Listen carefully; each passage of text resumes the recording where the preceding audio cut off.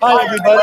I'm Kevin Ames, and welcome to another Adobe 2018 New Year's Resolution webcast. This one is I will get the model property releases. We're live at Imaging USA in Nashville, Tennessee. It's snowing outside. People are having a really great time here in the expo. I'm at the Adobe booth with Mat Hayward, and I'll introduce him and just actually let him introduce himself in just a second. We're really, really glad that you're joining us. And for those of you that are not joining us live, we are recording it, so you'll be able to hang out with us and enjoy what we got going. So I'm going to get Mat online. Go ahead and unmute your mic. Welcome at Mat too. It should be up right there. Right there. There we are. There you are. Oh, now I am. Hey, Mat, how are you? Oh, man, so good. Thank you so much for doing this. I loved your talk yesterday, and I'm hoping we can go to that part of the talk and really go over the model releases. Explain to people why and when you don't stop. It's so important that they get model and property releases. I thought we might start by having you tell a little bit about yourself. Sure. Thanks so much for having me on, Kevin. I appreciate it. My name is Mat Hayward. I'm a stock photographer, a contributor to Adobe Stock, and I also work for Adobe Stock, working with photographers and videographers and illustrators. You submit a support ticket through the contact us page of the Adobe Stock contributor portal. There's a solid chance that I'm the guy on the other end of that ticket answering it, or on the other end of the phone. So my job is to work with photographers and help contributors succeed, basically. So yeah. Great to be here. Well, I'm really glad that you're with us, and we're sitting side by side, so we're going to be looking at each other. This is more of a conversation than it is an actual just look into the webcam. So we'll both look into the webcam so you can see we're actually doing this.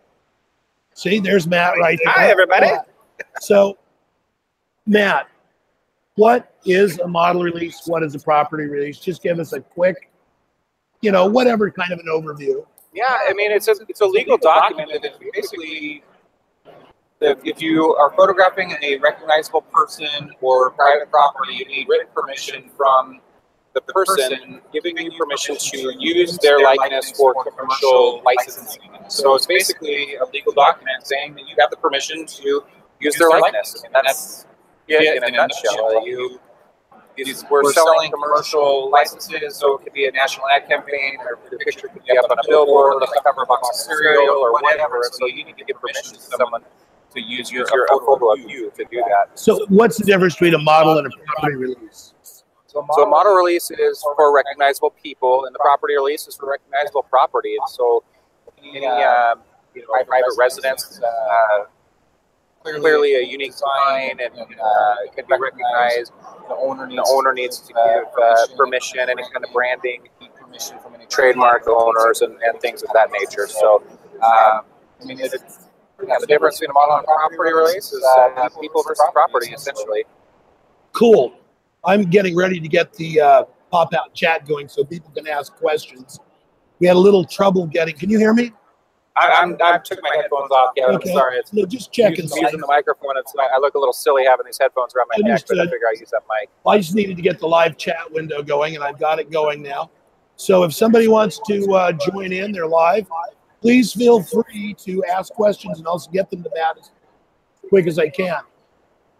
So the next thing that we're going to talk about is how do you approach getting a model release? And yesterday in your talk, you went over how you were shooting weddings and people didn't have enough money. I thought this was absolute brilliance as far as how you wound up getting stock images and still were able to help these people with the price of their wedding. It worked out a lot, but not all couples. I was a pretty okay wedding photographer. I've been shot weddings for a number of years now. But when I was active, I had a number of couples that couldn't afford my rates, and so I liked them. They liked me. We wanted to work together. So as a compromise, I would give them discounted rates on my wedding package with the disclaimer that they would sign a model release. And I would do a separate release outside of my typical contract for weddings, and I would explain in great detail what this release means. Like you might see your picture on a billboard or whatever, and in exchange, I would give them a discount on the package. And I found that, you know, it's been 10 years since I shot a wedding, and 10 years later, those pictures are still selling as stock. I mean, way more money on the licenses for stock photos than I ever would have made charging the full rate on my wedding. So yeah, it worked out quite well for me. That's really awesome. Just a minute, let me. I've got to do the switching as well as the hosting. So it's forgive the tech. It's really fun. Live trade show. More people are coming up to us as well, so forgive the distraction. Well, if anybody's ever been to a trade show, they know what this looks like, and I can't think of a more fun way to do this than being in our little cubbies. Yeah, totally. Like the one that you and Dennis and I are going to do on the 31st. So we'll talk about that later. Cool. Now, you mentioned something in just a second ago that I thought was really critical. You explained what stock is to the people you're getting to sign the release. Can you talk about that a little bit? Well, with Adobe stock and comparable agencies, it's selling licenses for a wide range of use. If you think about Adobe as a company, the vast majority of creatives in the world are using Adobe software in one form or another. So that's a really diverse range of customers, and the need for content and how they're using it is just as diverse. And so you see stock. Maybe you don't realize it, but everywhere you go, you're riding the bus, you see the ads on the top of the bus or the train. Lots of stock images. I've seen my dog on the cover of books at Target. I've seen, the toothpaste advertisement, or a bread pop-up sign in a grocery store. I've seen that with some of my pictures. Websites, blogs, any number of use. I mean, there's just an infinite number of ways that stock content can be used, and so it's really important. But I will say just an important disclaimer when talking about releases. I let them know the models that the pictures can be used in a number of ways. One way that it can't be used. Stock license is not allowed for the photo to be used in a manner that can be perceived as offensive by a model. What does that mean? Well, that's going to be pretty loose definition, but in general terms, like a dating website could be perceived as offensive. So pictures could be used on a dating website. Certainly, any kind of adult site would be long past offensive. But tobacco campaigns, political campaigns.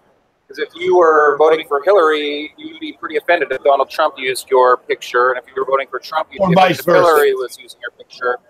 And so political ads are out because whatever, the model might be on the other end of the political spectrum, and they don't want to be perceived as representing something that they're against. And same with tobacco or drugs or any other anything. So medical conditions, you couldn't use it and say this model is a patient of this, has a certain disease or something like that, when they don't. That would require individual licensing negotiated. Yeah, that would be bad.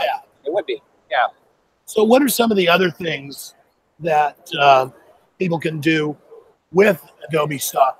You mentioned the in-app purchases, and I don't think people realize that they don't have to go to stock.adobe.com to license an image. So how does it work? That's the real differentiator for Adobe stock between us and our competitors, is that designers can be working inside of Photoshop or Illustrator, whatever program they're working in. They can go into the libraries panel and search for stock content from within that application.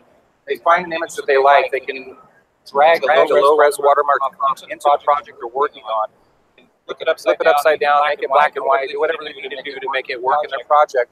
Get their clients to approve it, or they decide for themselves they like it. All they have to do is click the license button, removes the watermark, exchanges it for the full-res version, but all the edits stay in place, so they don't have to redo all that with a new downloaded file. So it's a huge advantage.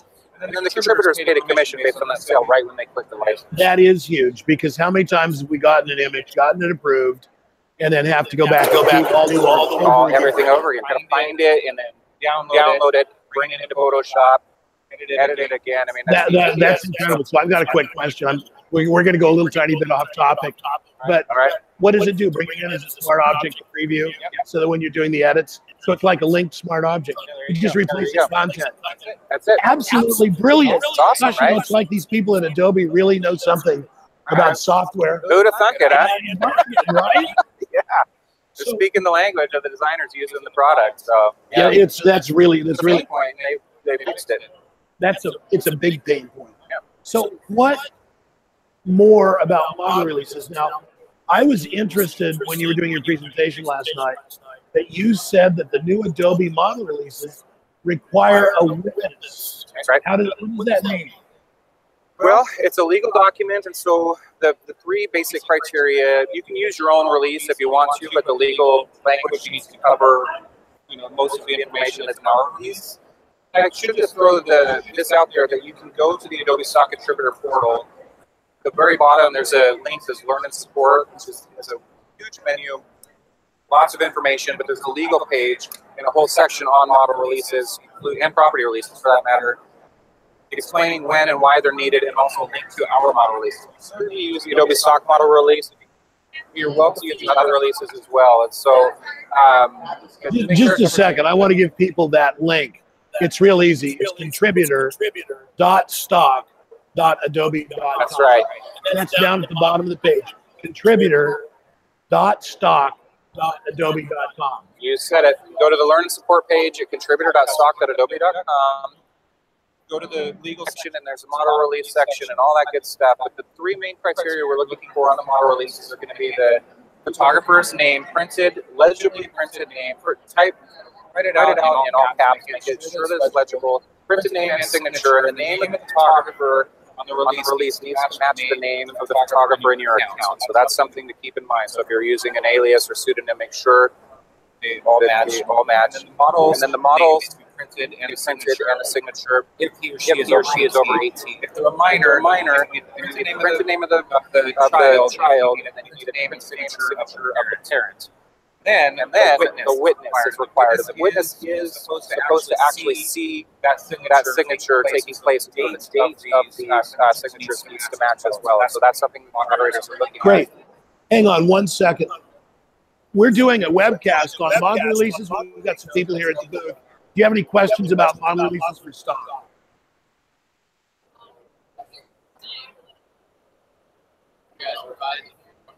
Yes, and Matt's going to answer that question. Let's just review that really quickly.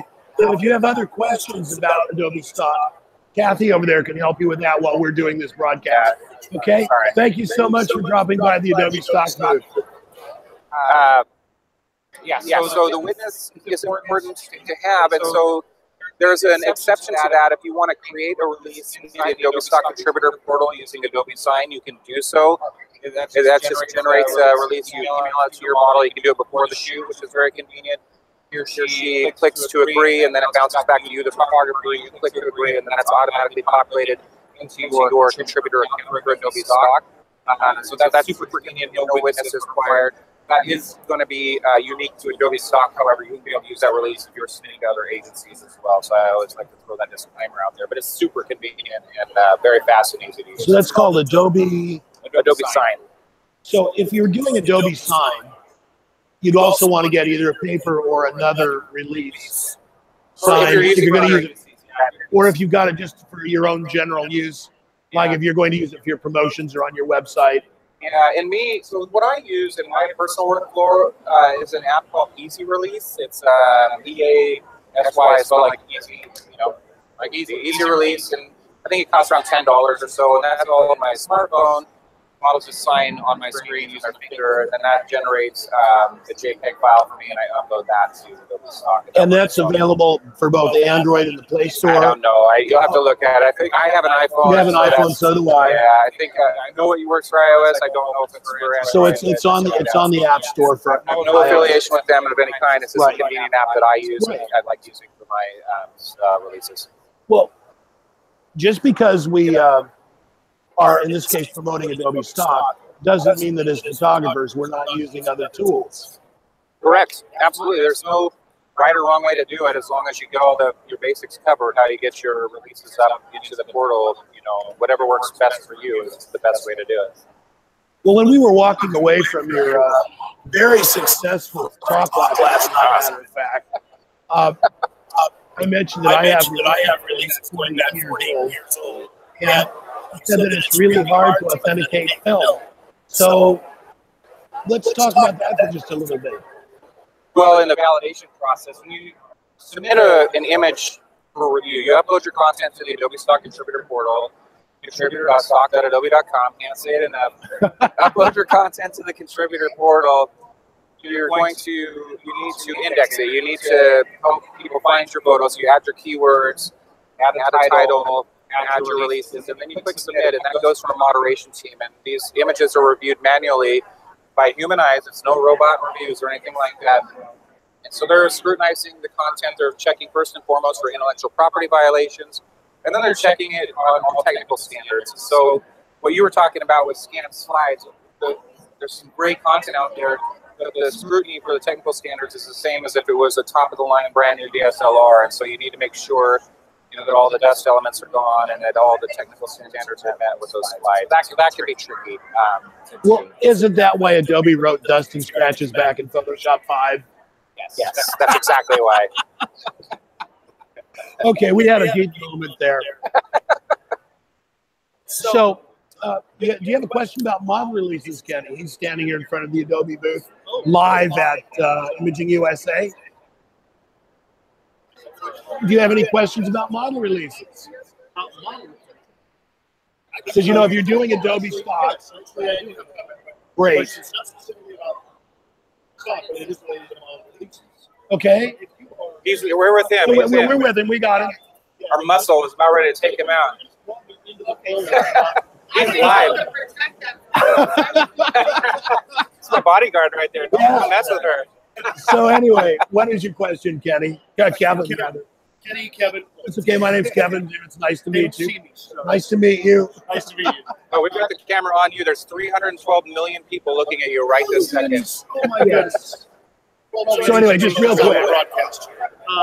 So the question is, if you're shooting outdoors and say some for street musicians or dancers outdoors, can you use that or stuff? So if you're outside and there's a festival going on and a band on stage or jugglers or whoever's performing outside, you're taking pictures, can you use that for stock? Is the question. No. Unless you find them after you shoot the photos and happen to find a model release. Any recognizable people, regardless of the location they're in, they need to sign a model release. And recognizable doesn't just mean their face. It could be that situation they're in. Maybe the guitar that they're playing, maybe the guitar needs a release as well from the manufacturer.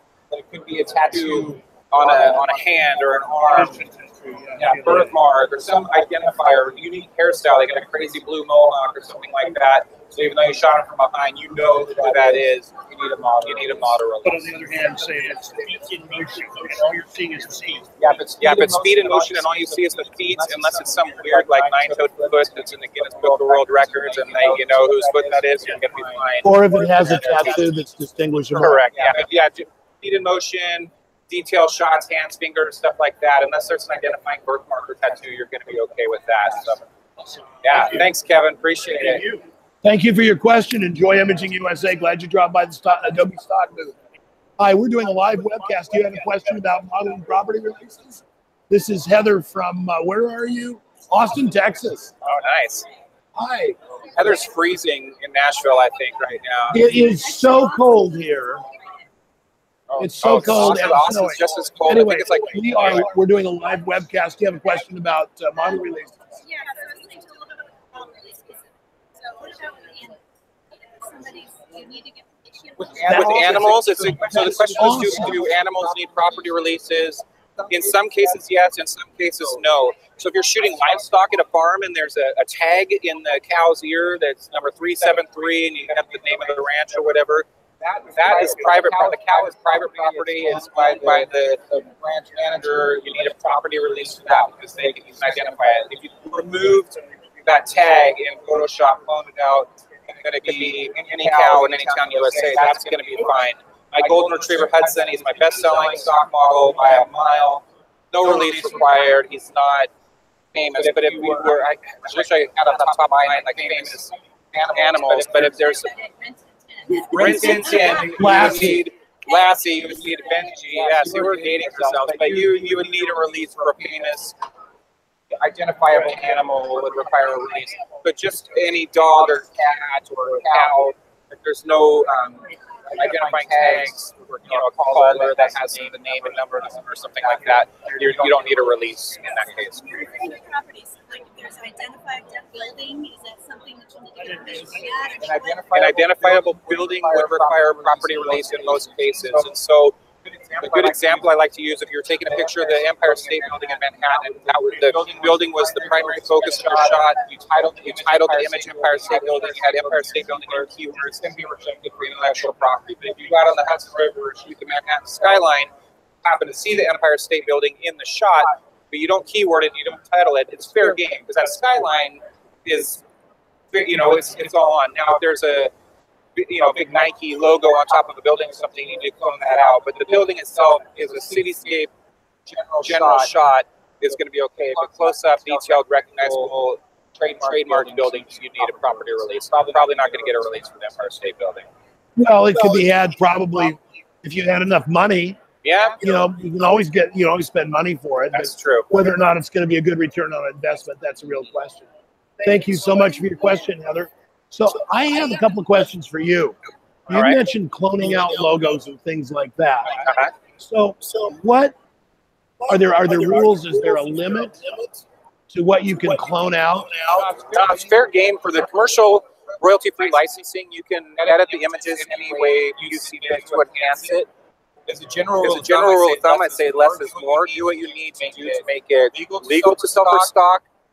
Submit a clean, color, sharp version of a photo. That's going to give you the most potential for sales, because designers can make a black and white conversion and that's their project exactly what they want, but they couldn't do the reverse. So you're welcome to edit out logos. You're encouraged to do so, because we can't accept it if it has recognizable branding in it. So where you can, that if you're shooting editorial for a different agency, we're not accepting editorial content right now. But if you shoot editorial, there are ethical guidelines where you're not allowed to do that. You can't remove branding and whatnot. But royalty-free commercial licensing, it's game on. Do what you need to do to make the picture. Well, you showed a great photograph last night of Nick Offer as an editorial photograph. Right. And that was really great, but you could not go in and clone out the SUV in the back. Yeah, there's a car going by him. It's kind of an eyesore, and like it's a great shot. He gave me this great pose, and it was really fun, classic. Hoffman was super cool, but this happened to be right when his car was going by, and I would love to have cloned it down. So instead, I cropped vertical and removed it that way as a workaround, but it wasn't as good a shot with that. Yeah, so yeah, that's editorial work. And then again, that's a different agency. We're not accepting that at Adobe stock. But one of the things I think people want to know is that while you actually work for Adobe and Adobe stock, you are a really well-recognized professional photographer in your own right. You've been shooting for, I think, over a dozen years. Yep. And you also are a stringer for Getty Images. True. And as soon as we get through with this broadcast, as a matter of fact, we're probably going to have to cut it a little bit short because of the snow to get you and Kathy to the airport. My phone is dinging with delays right now. Man. I know. Well, you've got a connection to get to Sundance because you're going to be there covering that for Getty. I'll be there for the next week. So from one ice cube town to the next. Yeah, but at least it's dry cold there. Here it's humid and the wind's blowing and it's bitterly cold. I tell you, it is. So let's talk for a minute about releases for video. Okay. I have seen pictures of, well, not pictures, but I've seen signs on video shoots where they say, by entering this venue, you give permission for us to use your image in any promotions or anything. Yeah, that's a CYA form for them. It's different than a release for licensing. You're not giving them permission to use your likeness or to distribute your image. You're giving them permission, like if you're walking into something sponsored by American Express, and it was a talk that they were giving our board members or something, that sign was up there, then there's video and photography in there. They can take your picture and they can put it on their social media or use it in their marketing. But they could distribute that in a stock agency and allow Could they use it as an American Express commercial? I think that would be the legal language on that release up there. I don't know. It's going to be different. Read the language before you go into that venue and check it out. And that's going to be dependent on the situation. So that's not a workaround that people are doing video. No, that's not going to go on stock. I've got a release from everybody in this room. There's no blanket form that I'm aware of that it allows, but this passive permission. It needs to be a signature. You need a sign saying, I give you permission to use my likeness for commercial purposes. Well, you know, there's a lot of film production going on in my hometown, Atlanta, and I don't see any of those signs at all on any of the sets that I walk by. I do see production assistants running around with clipboards and pieces of paper. Yeah, I've been on, when I'm with a high-profile client, an assignment like that, I have people behind me, usually 2 or 3 with clipboards, and so I do stuff with American Express and the Seattle Seahawks, and we'll bring players into a shop, and they'll surprise people and do giveaways and stuff like that. And so all of a sudden you've got 100 people in there. So if I shoot photos, and I point to the people with the clipboard saying, these images are going to be used, and those people separate go up and say, hey, would you mind if we use this in our ad campaign, social media, please sign here, and then they get a signature for that. It's a solid form. The stuff, like if you go into a concert, this is being filmed. Macklemore is performing at Key Arena in Seattle, and they're shooting a music video for that. You're giving your right. We may capture you on film by entering this premises. You're giving us permission to use it in this video, but that's not saying that I can use your image and sell it to Tide laundry detergent and let them do it as well. So, well, that makes perfect sense. So, I know that on my releases it says for value received, and in the wedding case, it's the discount on the overall cost of the wedding. But when you're doing those things for the Seahawks, does money go to the people that are signing? Depends on the situation and depends on the client and their personal policy and how they do it. Usually people are pretty cool with it. Like they're flattered and excited to be a part of something. They want to see their face on TV or in a, whatever it is. And so they're not professional models. They're just little people going about their business. Sometimes people say no, and that's cool too. And it's a bummer when it's like an epic shot of like a classic big reaction of whatever it is. But that's it's an acceptable answer to give and perfectly reasonable. But I don't know. It's totally dependent on the client. Like, we'll give you X number of dollars if we could use this. I mean, that'd be an added bonus for whoever's getting their picture taken, right? Right. So you use your family, your daughters. I do. But, not to mention Hudson. Which is probably the world's most beautiful ever golden retriever. Not probably. He is okay, actually. All right. He is the most beautiful golden retriever in the history of the golden retriever. There's no bias here. No. Not at all. People were kind of horrified, I think, last night when I was talking and I said that I bought Hudson as a puppy specific for stock. And how shameless can you get? But it turns out I do love my dog. He's not. Oh, that's obvious. But I was very specific in being a cute puppy dog, and I checked out the parents, knew he was going to grow up into a handsome guy. He's getting a little gray in the face now, so we got to start doing some senior dog moments. Yeah, that's awesome. And now, let's get back to model releases. You use your family in your photographs. So, do you sign releases for your daughters that are underage? Yeah, of course. And I copy those, and even if there's a picture of myself, a portrait or something that I'm uploading, I have to sign the release with the photographer and the model, and I need to do that. I get questions about that all the time. Like, hey, I upload this picture. It's just me. I don't need a release. Well, the moderators have no way of knowing if it's you that's in the picture or if it's someone that you're taking a picture of, and so you need to sign that release. Self-portraits or whatever. We have no way of knowing who that person is in relation to you. So it's a legal form that protects Adobe as well as you, the photographer. Awesome. Now, we've covered an awful lot of ground. I'd like to take about the next 15 minutes to talk about Adobe stock just in general. Because we're doing a campaign for you on Photofocus. Appreciate that. Yeah, well, you guys are just great. You're doing something really valuable for photographers. What kind of ratio and a contributing photographer expect to get? How does it work? Well, I mean, how long is a piece of string? To answer that question, how much money can I make? How long is it? It's up to you as a contributor. You get out of what you put into it. I'll just tell you straight up. It's a get-rich-quick scheme. It requires effort. It requires skill. But if you put the work into it, you know, the sky is the limit. I mean, there's a massive customer base. Think about Adobe. There's a very big customer base. We talked about how easy it is for designers. It's only getting busier, and so it's a great marketplace to do it. There are a couple of wide ends of the spectrum for contributors. We've got some photographers that submit a couple of pictures here and there, and they make a couple of bucks, and they're cool with that. But they're very serious, you know, creating 1,000 images a week or more or whatever. High-end content that are making significant and very large amounts. And then there's any range in between that. The average is somewhere in between those two extremes, right? And so you're going to get out of what you put into it. So to be specific, the commission amount is 33% of the price that's paid.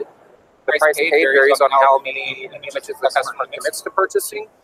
It's a microstock model, and so it's a volume-based model. And so the way you really earn money that counts is to build your portfolio and sell large volume. You get 100 downloads today, and they range from 33 cents to $3.30 today. And yesterday, I sold an extended license for $28, and it's just kind of all ranging. When you first get started, it can be a little bit discouraging. You maybe uploaded 15 pictures, you get your first sale, and oh, that's awesome. You open your email and it says 25 cents. Quarter? What the heck am I going to do with 25 cents? You know, and gotta kind of. What's down payment on a cup of coffee? Come on. Right, exactly. Or it's you're not going to do anything with this quarter. The next day, maybe you get 3 of those sales, and you add more images, and then you start getting 10 of those a day or 15 a day, and then they start rolling in, and you stop paying attention to those individual downloads, and you ask yourself, how much money am I depositing in my bank account at the end of the month? And that's the differentiator. So it takes time and determination to do that, but if you're willing to put the work in, there's a massive market out there for you to make some money. Well, you've mentioned that you're getting about 100 sales a day-ish. At Adobe stock. At Adobe stock. Well, let's just talk about that, because that's what we're talking about here. I mean, obviously you're with other agencies, which means that Adobe stock is not exclusive. Correct. But I just ran some quick numbers. So if you were to tack 2 zeros on the 365 days, that's 36,000. Yeah, so and that's more than hitting over the course of a year. I'm not saying dollars, but that's sales. Yeah. So even if they're, a few pennies, it adds up. It adds up, and it adds up to significant money. Yep, it does. That's really, really cool. It is. It's great, and it's passive income. I go to bed, sleep for 6 hours. I wake up, and I've got X number of dollars in my account that I earned income while I was sleeping. It's passive income, and so you're a wedding photographer, busy in the summer. In your off season, you can shoot stock, upload that. It's going to generate revenue for you. You're not doing anything with stock. You're busy doing your wedding. You're still earning money for that, year in, year out. So. Yeah, that's not a bad deal anyway you look at it. Now, you mentioned about people that are shooting, and they are putting 1,000 images a week into Adobe stock. And that's a high-end. Sure. But they're spending money to produce these. How can you possibly afford to front all that money for pennies an image? There's got to be some way to.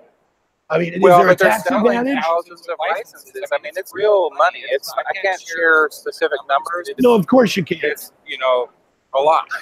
So that's rare. That's only a handful of people in the world that are doing that kind of volume.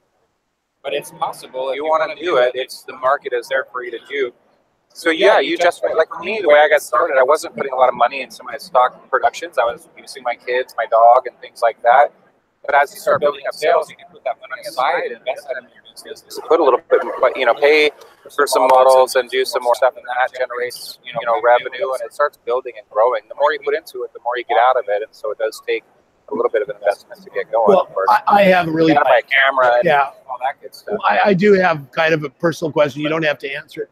Did you write off Hudson on your taxes? Of course. Why would I use a stock product? No, I write it off with my family. We went to Hawaii this summer, and the trip's a write-off. My kids were put to work. I put them on the beach, and we snapped stock photos. And my wife, so the Airbnb is a write-off. The airplane tickets for write-offs. It's a business expense. It does cost money to produce this, and it is taxable income. I have to pay taxes on the revenue that's earned. It's only fair to deduct the costs associated with that. Oh, I wasn't suggesting it wasn't fair. I'm just saying that this is something that people want to be aware of. Sure. Because, and now, we're not just saying I don't remember if I wrote Hudson specifically. He's 6 now. I don't remember. I very well may have. He wasn't cheap, I'll tell you that. But he's paid for himself many times over. That sounds horrible, doesn't it? Oh, no, it's nice. Well, okay, I grew up on a farm. As soon as I was 6 years old, Dad looked at me and says, free labor. Right. So, you know. That's it. People are like, how much do you pay your kids for model releases? I'm like, I pay like $2,000 a month for my house. Like, and they get to live there for free. So there you go. Well, I'm sure that occasionally they do get a little bit of a fee, don't they? They do. I give them. I'll give them like 20 especially if like their girlfriends will come over and we do shoots with them, and it's super fun, and they all get their Instagram pictures and all that, and I give them all $20, and they love that, and it's a good time. So yeah. Well, do you arrange with their parents ahead of time? Yeah, I've known them since they were babies, and so they know me, they trust me. I explain what those releases are, and everybody is super happy with that arrangement. So yeah. Well, I think we've just about covered the entire gamut of model releases. Can you think of anything else that we've left out? Yeah, I think I mentioned it already, but the Learn and Support page at the bottom of the Adobe Stock Contributor Portal. Contributors Stock. Adobe.com. Learn and Support page, go to the legal guidelines, and there's a lot of information on the releases, including links to our releases. And there's also a checklist in there, which is super handy when you're getting started. Go down that checklist and make sure you cover all the bases that it's required. Because when you send those images in or videos in for review, the moderators are going to view that release and make sure in detail. And so they'll kick the photo back to you.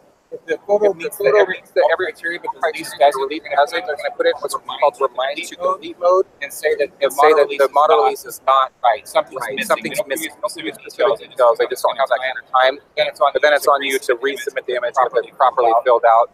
If you can't figure that out, contact us page. Do a support ticket. It's probably going to land on my desk, and I'll look at it and tell you what's the matter with it. Another thing that I should have mentioned as well, kind of throws people off if you're submitting a photo of artwork, a drawing, or something like that, if it's more drawing or artwork, and you're submitting a photo, we don't know that you created that art, so you're likely going to need to submit a property release for that. If you're the original artist, you own that, you need to sign it as the contributing photographer and the property owner. And so that throws people off a lot of times, but again, we don't know if it's yours or not. As opposed to walking into a museum, snapping a picture of a painting on the wall and submitting it as your own stock. Like, I took the photo, yeah, but Van Gogh did the painting, Right, of course. Well, just to circle back, so let's say that you're in a house and one of your photographs has been put up as wall art, and you're doing a stock shoot, and that picture appears in the stock shoot, and it's recognizable. Do you also have to create a property release for that image in order to meet the intellectual property requirements for the stock? Yeah, if I took a picture of you, and the Mona Lisa goes behind to sell, that's part of the image. So if it's out of focus in the background, that's one thing. But if it's sharp and in the shot, like I did a photo shoot at a ballet school, and there's lots of pictures on the walls. I just cloned them out. Simplify that. Vanishing point. Vanishing point. Yeah. Any number of tools. Photoshop's pretty incredible. And yet again, you should be British when you say that, because what an understatement that is. Very true. Very true. All right, Matthew, thank you so much. If you do have questions, please get a hold of us at Photofocus. We'll do everything we can to answer them. Oh, I do have one more question. If people get really stuck, you said something about tickets. Is that the best way to get questions answered about Adobe Stock? Yeah, the content. First and foremost, go to that Learn and Support page. More than likely, the answer to your question is in there. It's very detailed. Otherwise, contact us at the bottom of the contributor portal. Submit a ticket. We'll get back to you. Usually same day of it's Monday through Friday. We try to get to you within a couple hours. So, yeah. So the feedback is really good. Yeah, sure. Probably the most important thing we should talk about is my Instagram. Oh yes, absolutely. Matt Hayward photo. Matt with like a doormat. Follow me, please. That's great. I'm sorry. Shameless plug. I couldn't. No. It's real important, and it's spelled HAYWARD. That's right. And it's Matt with one T. Like a doormat. People walk all over me. It's okay. I can see the wear and tear. Thanks so much for having me on, Kevin. I appreciate it. You're so welcome, Matt. I'm Kevin Ames for Photofocus, and I really want to thank you all for joining us here live in Nashville, Tennessee, on the third day of the Imaging USA Expo at the Adobe stock booth. I want to thank Kathy Scabata from Adobe, who's helped us arrange this, and of course, the amazing Mat Hayward. You are just unbelievable. Your photography blows me away. Go on. No, go on. More? He's sitting here going, no, yes, please, come on, more. Matthew, thank you so very much for everything. Thank you, Kevin. Appreciate it. This is available as a recording. Please check us out on photofocus.com. Check more about Adobe stock as we're covering more and more information about how stock works and how you can use it every day. And again, contributor.stock.adobe.com. I'm Kevin Ames for Photofocus, and I'm really glad that you decided to join us today. And let's see, I want to share the screen so you get the logo. And we've got another New Year's resolution coming up next week. So check on photofocus.com, subscribe, and you'll get the notices automatically once a day. For Photofocus, I'm Kevin Ames.